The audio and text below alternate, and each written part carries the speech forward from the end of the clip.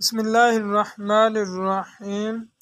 صفوان بن یعلا نے خبر دی کہ ان کے والد یعلا بن امیہ نے حضرت عمر رضی اللہ تعالیٰ عنہ سے کہا، مجھ کو دکھانا جب نبی صلی اللہ علیہ وآلہ وسلم پر وحی اترے۔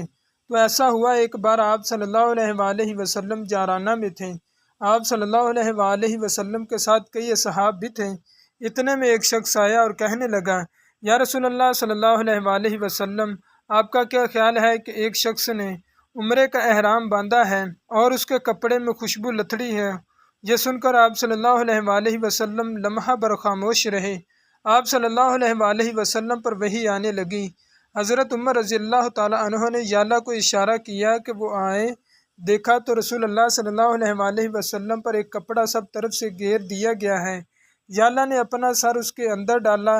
کیا دیکھتا ہے کہ رسول اللہ صلی اللہ علیہ وآلہ وسلم کا چہرہ مبارک سرخ ہو رہا ہے اور آپ صلی اللہ تعالیٰ علیہ وآلہ وسلم خراٹے لے رہے ہیں۔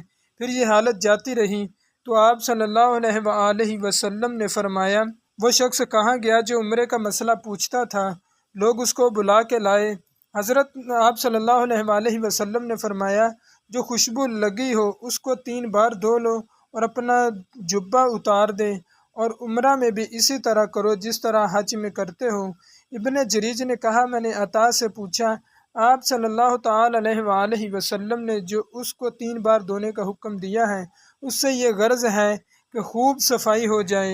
انہوں نے کہا، جی ہاں بالکل۔ حضرت عائشہ رضی اللہ تعالی عنہا نبی صلی اللہ علیہ وآلہ وسلم کی زوجہ محترمہ سے روایت ہے کہ جب رسول اللہ صلی اللہ علیہ وآلہ وسلم احرام باندھتے تو میں آپ صلی اللہ علیہ وآلہ وسلم کے احرام کے لیے اور اسی طرح بیت اللہ کے طواف زیارت سے پہلے حلال ہونے کے لیے خوشبو لگایا کرتی تھی۔